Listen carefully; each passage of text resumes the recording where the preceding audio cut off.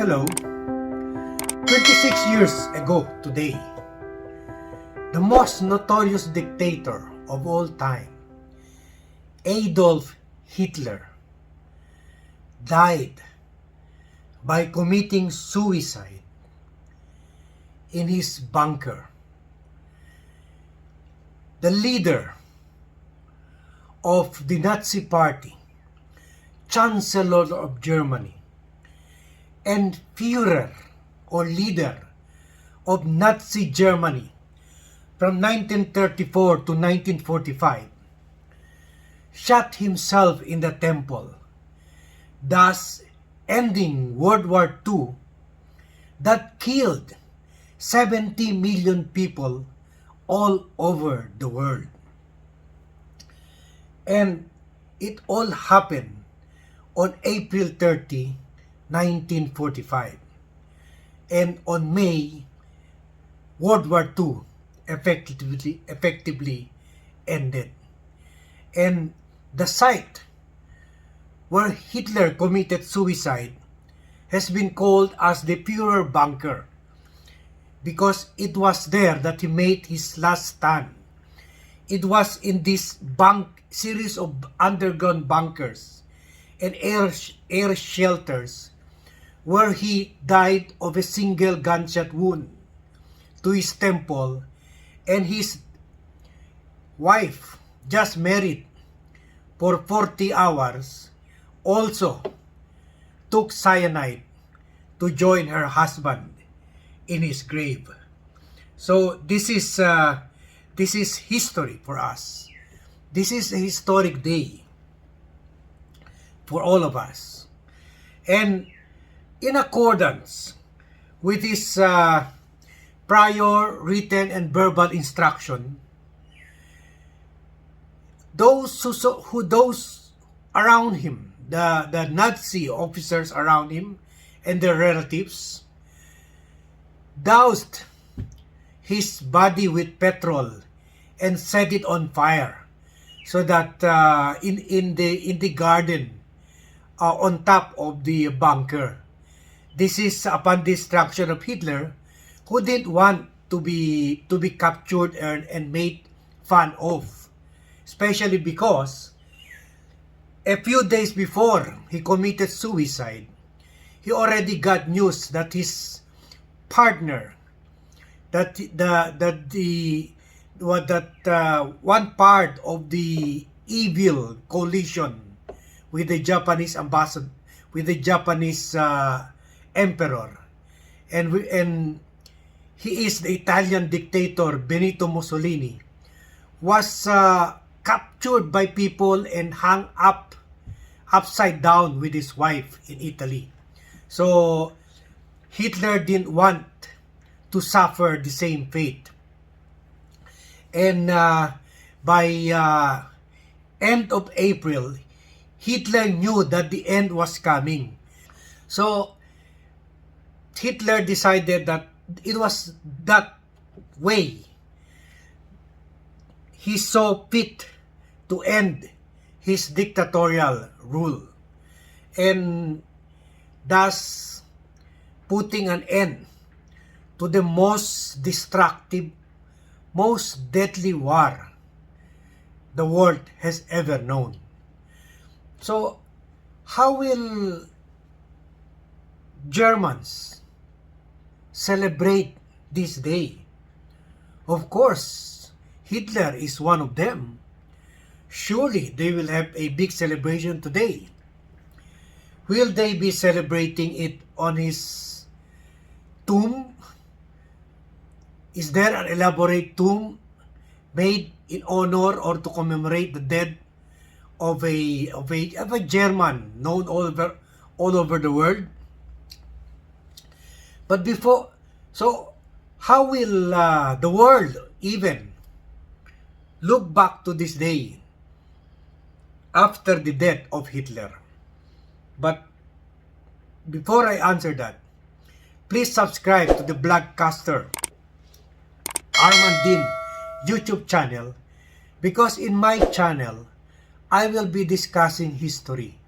History is very significant because as the saying goes, history repeats itself. So, through the mistakes of past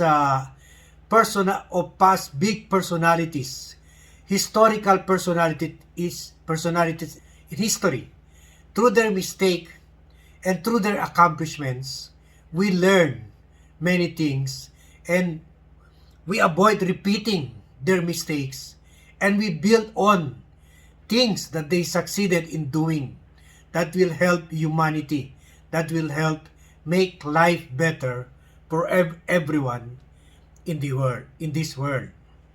So, to answer my question, my answer to the question above is a negative no. No, there is no celebration. No, there is no grave for Hitler. No, there is no statue for Hitler. And even no pictures on the wall. And to add up to the fact, it is even illegal to do all of those. To put up a grave, to put up a picture, to put up a statue. It is now declared illegal in Germany. It is a criminal act. This is because after the war, the Federal Republic of Germany, that is the west side of Germany, in 1949, undertook what they called the Naz Denasification Process, meaning they removed everything, all memory, all physical memory about Nazism. So libraries were stripped of Nazi books and periodical, fascist newspapers shattered and closed, and all physical vestiges of the regime were demolished after only 4 years after the war. And so, the government, the federal government of Germany, made it a criminal act to display swastikas, you know, that sign famous all over the world. And the symbol was also scrapped and sometimes blown off from buildings where they were placed. The federal state systematically destroyed statues and monuments of Hitler and Nazism or his other symbolism of the Nazi party and the Nazi government.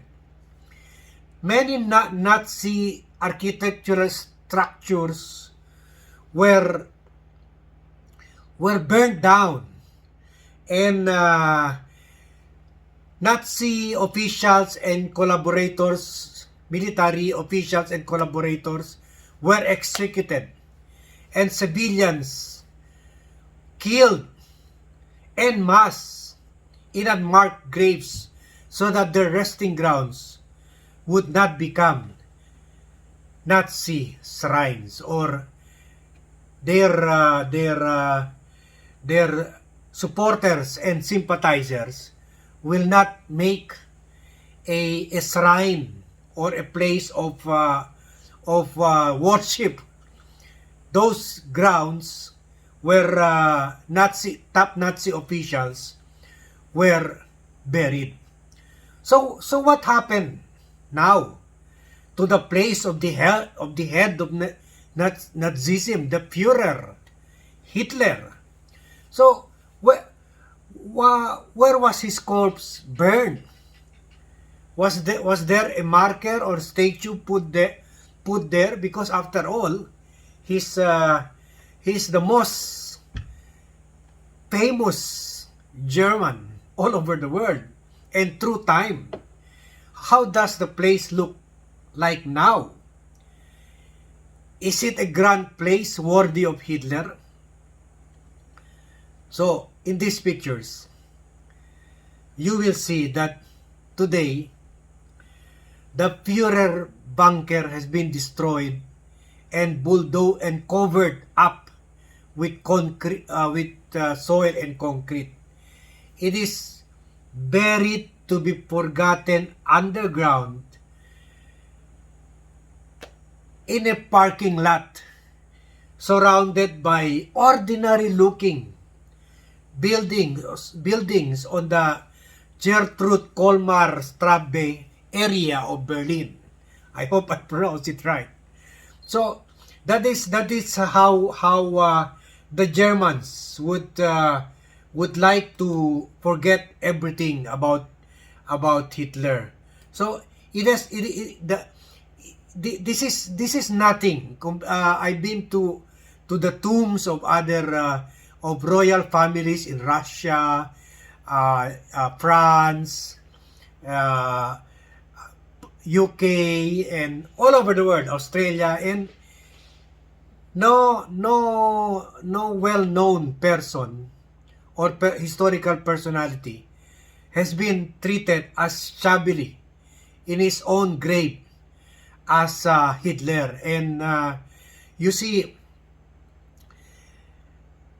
there's no more marker, and at the same time, a parking lot over his grave means that, you know, people spit on his ground, people park on his ground, people walk and run over Hitler's grave daily, as if you know, the Germans not only erased everything about Hitler, but every day they splash oil, motor oil, or smoke in his face, as indicated by the goings in and out of this very ordinary looking parking lot. There is only another ordinary looking bulletin board that says that underneath is the former Führer bunker, for people to know what that place was before. So the purpose of all of this is to discourage neo-Nazis or new Nazis, new, because until now there are neo-Nazis in UK, the US. In fact, some of them are the bulk of supporters of past President Trump, because they, like Hitler, they also believe that the white Americans are the superior race over all the other races in America, or all the other cultures in America. So they don't want these neo-Nazis to worship Hitler in these grounds. So in Germany, and in fact other countries invaded by the Nazi army, there are strong laws discouraging the rise of Nazism or any exercise of Nazism. Today in Germany, Nazi salute in written form, vocally, and even straight extending of the right arm as a saluting gesture like this. And if you see my picture, I made this sign in the Bradenburg Gate in Germany, not because I'm a fan of Hitler, but I made the Hitler salute as a way of doing like this to all dictators in the world. As a way, it is my sarcastic form of, you know, putting a dirty finger to all of them. And good enough, I was not caught, although there were German security personnel all over the place. I was so lucky because I didn't know yet that doing that Hitler salute, even without stating the praise Heil Hitler or or Sieg Heil, and doing that sign, you can be fined with up to 12,000, the maximum 12,000 euros. You know, that is equivalent to 700,000 pesos, or almost a million. Imagine that. Had I been caught doing that, I would have been fined almost a million. But it also will depend on how much the judge will decide on the amount to be paid. So, thank God I got off.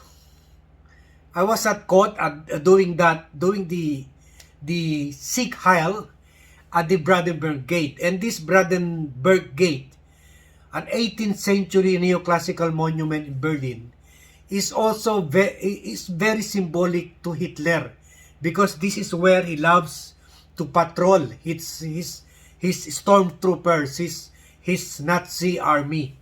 And this is also the same gate that Napoleon Bonaparte entered, through which Napoleon Bonaparte entered Germany in 1806 during the fall of Berlin. So I will discuss about this gate in future vlogs. So that's the Nazi sign for you. And in Germany, Nazi signs, symbols are frowned upon, and you can apart from the big fee or penalty, you can also get up to 6 years imprisonment. Imagine that, 6 years for doing the Hitler salute. In fact, recently a 30-year-old man doing a Hitler salute was ordered to pay, because the judge had pity on him. He was ordered to pay 2,000 euro. 2,000. That's 116,000 pesos in the Philippines.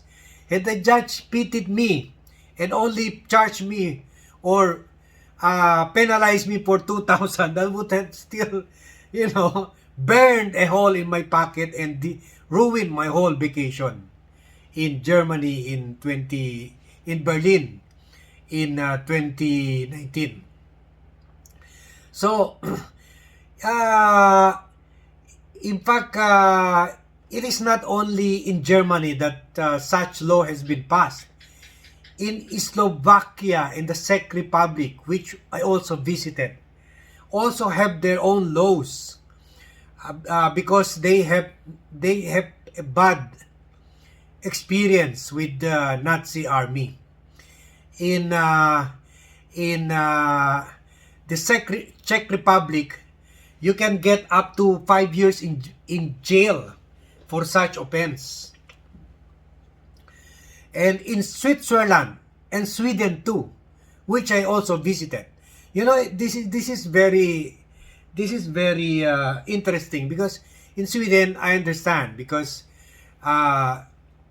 Germany really invaded Sweden, but Switzerland was a neutral country during that time and was never invaded by Sweden. And yet, they hate Nazism so much in Switzerland that they classified the execution of Hitler salute as a crime, and also has a heavy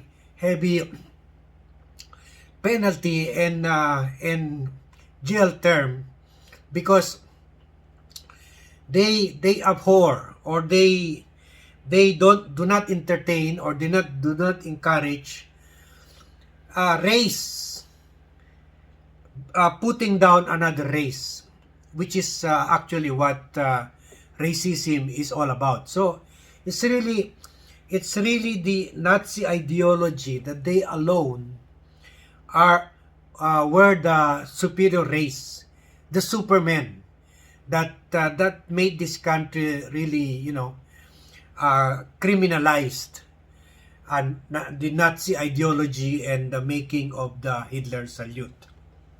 So as I end my discourse, historical discourse on Hitler, on Nazism and racism, my takeaway on this is that I hope dictators now or future dictators will take the life of Hitler, will see the life of Hitler, will study the life of Hitler, or look back on the life of Hitler as a sign that power, even absolute power all over the world, as Hitler once thought he was ruling, he had taken the world with him, or he was on top of the world, should realize that power will not last long.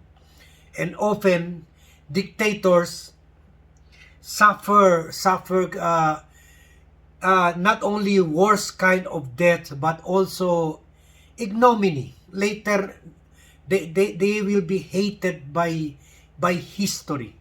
Either there will be laws, like in Germany, that not only seeks to forget everything about Hitler and his ideology, but also seeks to criminalize any remembrance of him in Germany.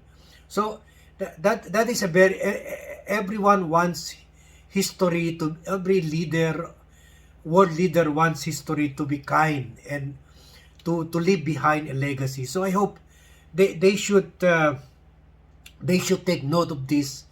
So I end here again. Please subscribe to the Blogcaster Armandin YouTube channel, and please join me in my future vlogs. I hope you learned a thing or two. Please leave your comments in the comment section below, and join me in the continuing discussion of history and its implications on and lessons on the present time. Thank you for watching. Good day.